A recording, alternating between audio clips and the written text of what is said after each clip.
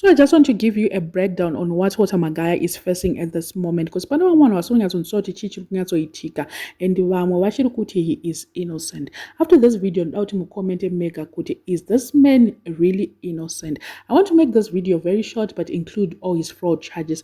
So Magaya and his wife Tendai are facing 13 counts of fraud. Magaya used his companies to lie to his church members about a fake land investment scheme in 2016. So Magaya announced the scheme during a live church service on Yada TV, and he said God has instructed him to help his followers to build homes on a vast piece of land he had bought. To make this believable, he printed my pamphlets showing pictures of the land and the houses with the Bible verse, Genesis 13 verse 9, a vast land is out there available to you.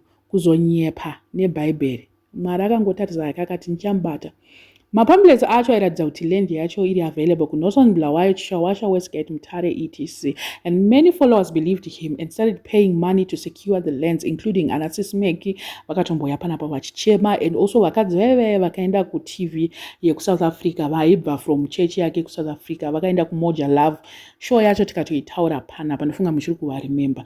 To make it look very professional, akabva involve two companies dzake, Planet Africa Private Limited ndo yaiti it will handle the land sales, then Yada Connect Private Limited yainzi iyoyo ichamanager all the house construction ichaitika ipapo. Both companies were owned and directed by Magaya and his wife. I don't know why my followers acho asina kuona zvese izvozvo kuti Yada iri involved and then company Planet ndeyake futi.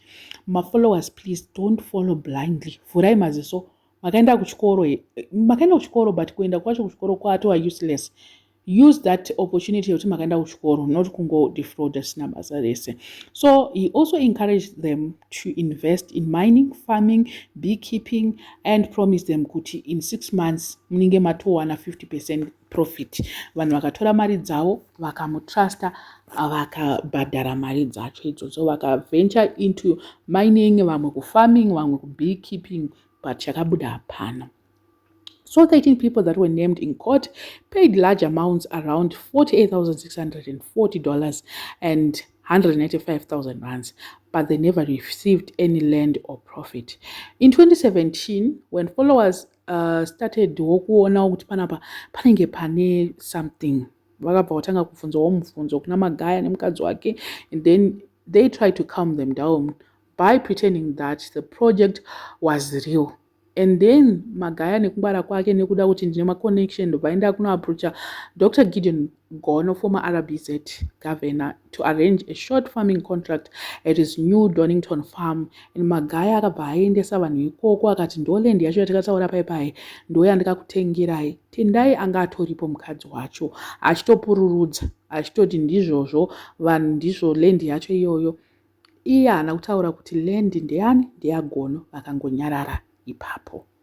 So when the followers then discovered kuti no panapa tanyeperwa, they reported the case to the police. So court iri kuti panapa murume uyu he used religion, trust, and also fake promises to collect money from church members. I feel like he stepped on someone's toes. Yes, he used influence yekuti he's a kuchurch kwavo, he's got a church. Nefuti ma fake promises, I don't know what the court is saying, but I feel like pane zvakaita munhu, because this happened in 2016 and zvaingo yimbwa PESAP, it was being sung with a lot of people vaitaura pa social media kuti mari dzedu Magaya akabaka ita sei. But why now? Andizivi hangu kuti what is happening. Themba Mliswa is also saying why now. Let me just read panapa. Why has Prophet Magaya only been arrested today for cases dating back to 2013? Why has it taken this long? Is this testament to painstaking investigation by the police, or it's actually delayed justice, which amounts to the same being denied? Munenge muchijikiswa mari here. I don't understand what has been delaying this whole thing. And that's why I argued that many criminals are roaming about out there due to corruption. Some of us are promptly arrested once there is a whiff of a crime, and we only get cleared by the courts. Secondly, where is the sense in restraining such a high-profile individual with handcuffs as if he will flee? This wasn't necessary except to try and demean him.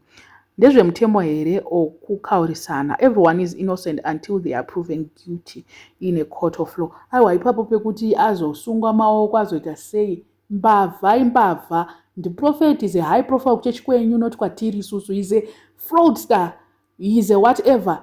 Faka ejeleni, pinda mujeri. Zvokuti azobatwa nechii? These people didn't say anything when Job Sikala anasikala vaitoiswa with iron, vanonzi machi aya emakumbo aya havaiswa mumakumbo, were the criminals. Maleg iron havaiswa, ana hope were the criminals. So ndizvozvo, ngavaende mujeri, ngavanyatsobatwe maparts ikoko, ngavarowe. Because it's only like Magaya is a high profile. Aifana kusasungwa, aifana kuitwa say, what is that? There are a lot of people vakaitoiswa ma-iron legs iwawo mujeri vachita kunge vaita crime hombe nokuti ndimagaya onzi is a high ndeye kuchechi kwavo, is a high profile person kuchechi kwavo, not kwatiri. He's just an ordinary person to us. I don't know why people are still saying Prophet Magaya is not a prophet, this one. Ndosaka panapa I'm addressing him as Walter Magaya. You'll never find me saying you Prophet Walter Magaya. Not. I wonder why people are still calling him Walter, prophet. He's Walter to us, to the rest of us is Walter. If he knew that he was a prophet, he wasn't supposed to do all this and lie in the name of God. He's a fake prophet, full stop. We don't want nonsense at the end of the day. Anyway, back to our story. This man, after all this, maona kuti nyaya dzacho dzakamira so. Can we still say he is innocent? Can we wait for the court to prove he is innocent? Whilstly my victims aripo, nyaya yacho has been laid like this in court. Toti chi pakadai so. Court ine evidence overwhelming. Panapa chiri kutaura nenyaya fraud ka. 2013, from 2013 Panama cases rape. Saka every dog has its own day. Let's wait kuti Shamira say. Otherwise we are here. We are going to kana zvikanzi ari kubuda is going to be dealt with out of court yacho iyoyo, because people are frustrated, they are angry. How can a whole person lead church achiendesa kweso wobira vanhu vekuchechi? Dai sabira vanhu vemuchechi it was going to be okay, but itamadhiri ako usabire vanhu vemuchechi. Zvakafanira kuti vanhu vekuzanu-PF vanobirana ikoko, it's okay, it's fine, but kuzobirawo varombo vemuchechi ndo patangoti ipapo hapana kumira zvakanaka. Ngavatarise nyaya yacho. We want him in jail. That's where he belongs. I don't know what you guys think, but let me know in the comment section. We want justice for every victim that is involved.